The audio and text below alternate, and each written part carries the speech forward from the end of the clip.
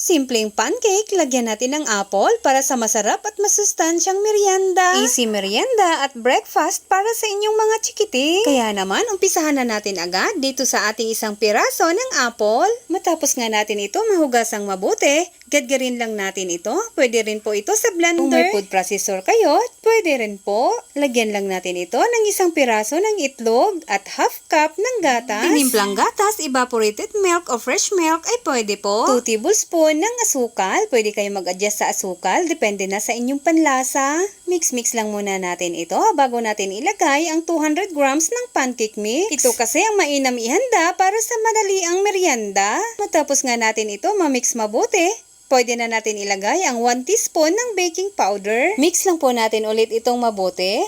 At ayan, pwede na po ito. At dito sa ating kawali, mag-brush lang tayo ng konting mantika bago tayo maglagay ng pancake mixture natin. Ayan, at baliktarin lang natin ito para maluto naman ang ibang side ng ating pancake.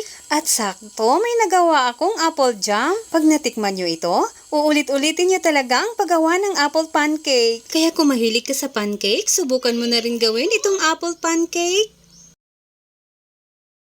Huwag po kalimutan mag-follow and share. Maraming salamat hanggang sa susunod mga kakusina!